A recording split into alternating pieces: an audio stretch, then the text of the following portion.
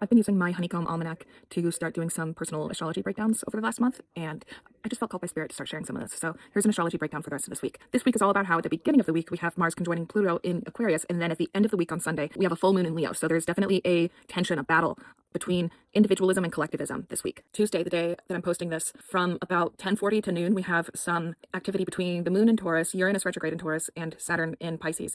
And then the moon goes void of course for 3 hours. And after that, we have the moon ingressing into Gemini, interacting with Neptune in Aries. And also, this is the day that Mars conjoins Pluto. So this day, Tuesday, there's probably going to be a testing of our emotional limits, a testing of our emotional boundaries collectively due to a built up yet sudden event concerning overwhelming displays of systemic power, with the immediate reaction being things must change, we cannot go on like this. And this reaction is carried on by the moon in Gemini. The moon in Gemini, there's a lot of activity with, we have Mother Moon trining the sun in Aquarius, as well as trining Mercury and Venus, a lot of chatter processing, collectively processing together out loud relationally. And then from there, Thursday, we start feeling the full moon's energy. This tension that has been bubbling for the last couple days gets an amp up of even more energy. Early that day, we have Mercury conjoining Venus in Aquarius, as well as Mother Moon still in Gemini, sextiling Chiron in Aries. And this seems to be the internal processing post the external processing of Wednesday, the previous day. At 2 p.m., we have Mother Moon squaring Saturn in Pisces, and then immediately going void of course for 2 hours and 35 minutes. And then at 4:30, Mother Moon enters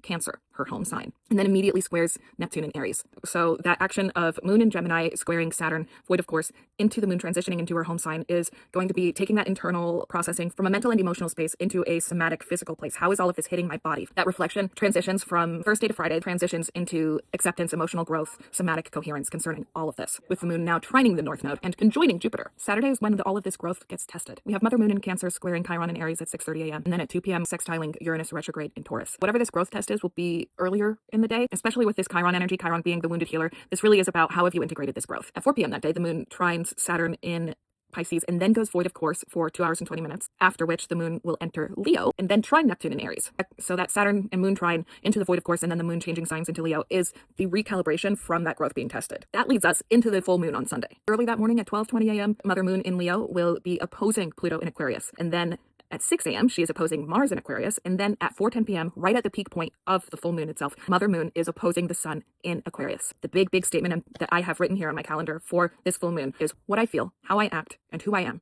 cannot be separated from the systems I move within, has never been separated from the systems I move within. By the end of this week, this is going to be made clear to all of us. So as always, keep up with your shadow work because reality will check you if you're not, especially given all that we're living through right now. Speaking of shadow work, I have put together some shadow work prompts, somatic grounding techniques that align with all this energy and can hopefully help you move through this energy this week. I'm sending you so much love. As always, the only way out is through. Love you, here for you. We got this.